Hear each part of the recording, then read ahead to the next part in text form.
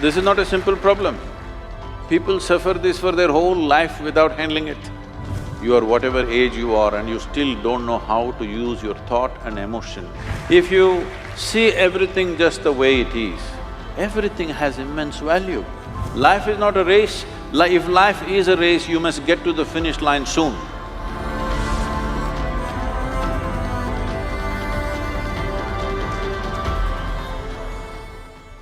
I often find myself in a situation where I'm not happy with myself. I compare my abilities, achievements, and even my appearance with that of others. And I think that's one reason for my low self-esteem. How do you think I can build up on my self-esteem and get rid of the self-hatred that I have? Well, this self-esteem, this self-confidence, all these things unfortunately have been sold a lot on the planet. Why do you need esteem? Why do you need esteem? Esteem is because you want to be little one-up on somebody else all the time. Unfortunately, our education systems were made like this, right from kindergarten. Who is first, who is second, who is third? You want to be first. So, your sense of happiness is only when everybody is doing worse than you. What kind of life is that?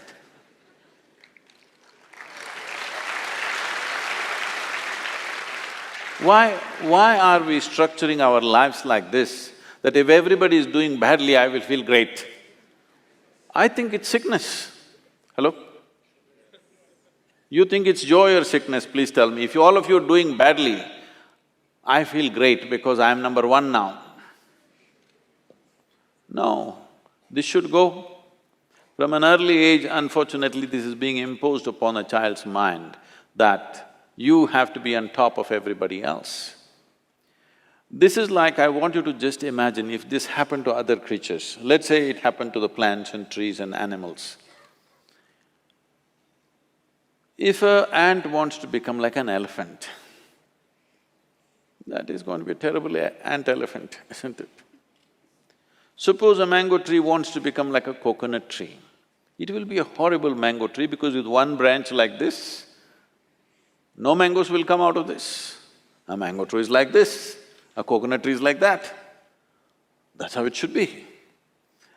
This has happened because in so many ways, people have put these things into your mind, what is good, what is bad, what is high, what is low, what is up, what is down. Because of this, you have never paid attention to every aspect of life in the sense. Maybe humanities people and lawyers and what are you? Huh? Oh, the accounting people. You never paid attention to these things. I spend a lot of time paying attention to all kinds of creatures, ants and grasshoppers and worms and everything.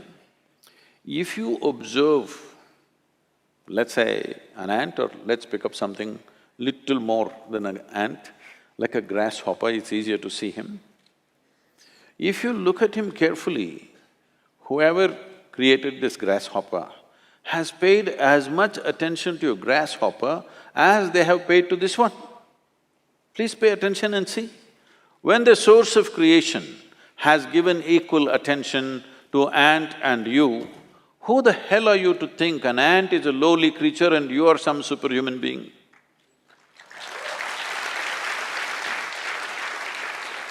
Why are you making this judgment? Creation has not made this judgment.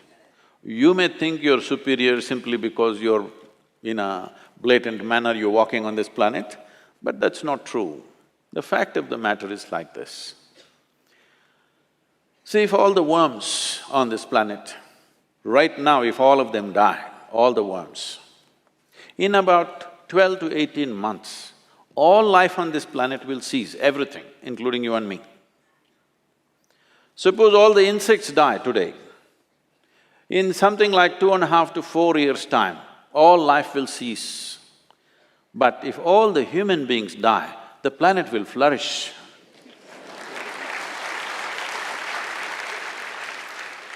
Yes, we make good manure. If human beings go away, right through this building, trees will grow, isn't it? Yes or no? Everything will flourish. So, who the hell is telling you that you are the most significant life? This idea that the cosmos is human-centric is a stupid idea. In this cosmos, even this solar system is a tiny speck.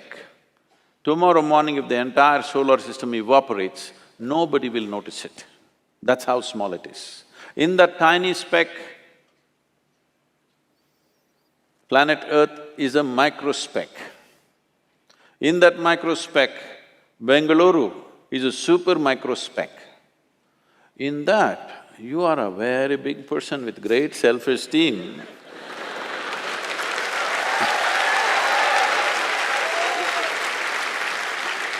This is not a simple problem. People suffer this for their whole life without handling it. Essentially, it is just this. You have gotten yourself into a place where most human beings are in this place, you get yourself into a place where you cannot handle your own thought process and your emotion. That's all. You meet 50, 60-year-old people, they've still not figured how to handle their thought and emotion. These are basic faculties. When the hell are you going to learn how to use your thought and emotion? Suppose you're 20 years of age and you still don't know how to use your fingers, people will say you're handicapped, isn't it? You are whatever age you are and you still don't know how to use your thought and emotion, are you handicapped too? Hello? Are you or are you not? You are, you're crippling yourself. Why has this happened? Is simply because you have made unnatural divisions in the existence, which don't exist anywhere else except in human mind. Yes? Nowhere else does it exist except in human mind. Because you're a little girl, can I call you a little girl?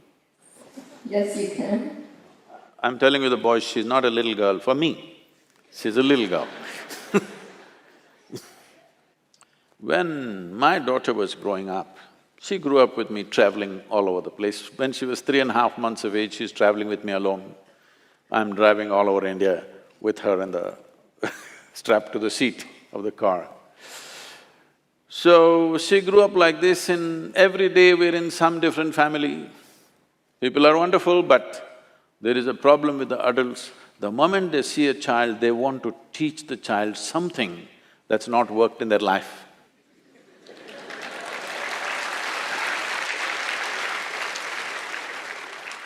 You should see, this urge is so compulsive. The moment they see a child, they have to teach.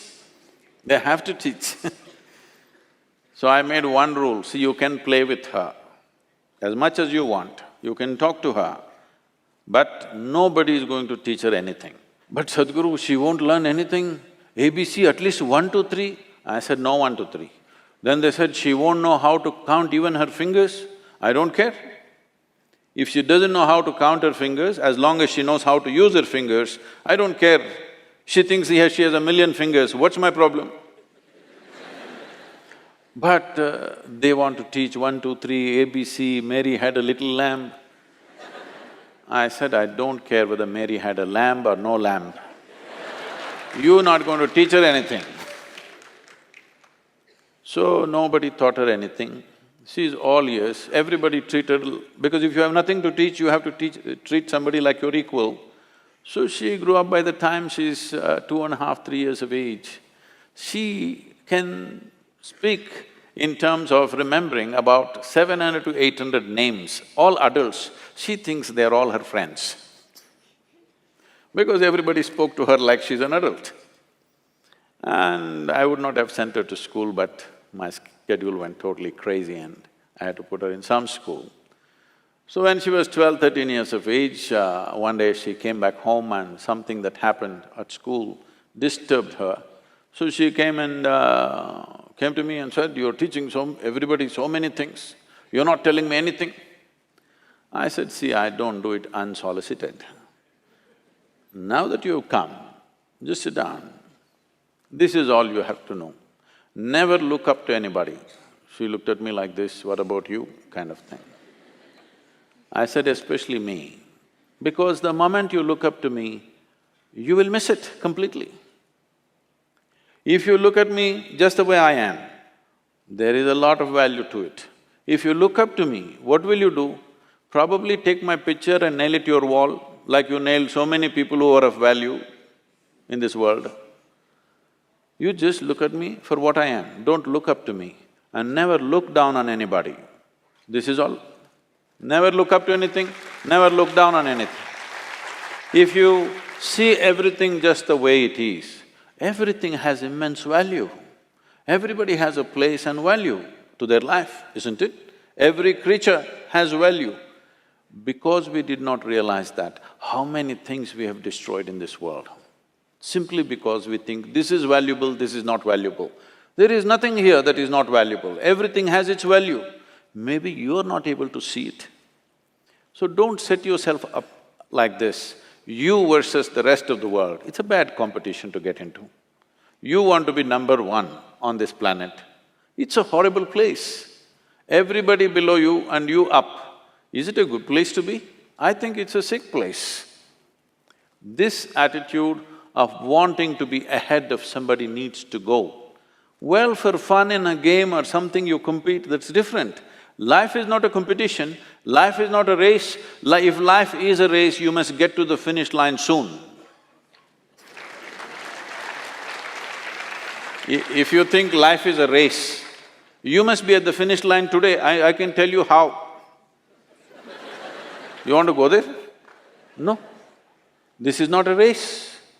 This is a tremendous privilege that we have come as human beings. This means our ability to experience life is of a much larger proportion than any other creature on this planet. That is the significance of who we are, yes?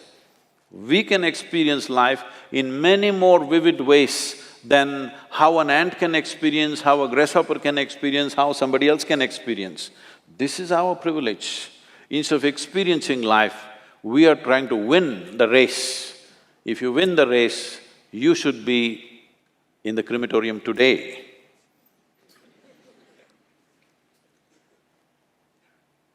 You don't need any self-esteem.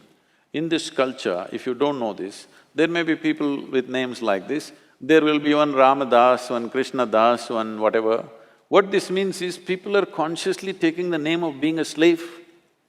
Because a joyful, willing slave is a tremendous human being.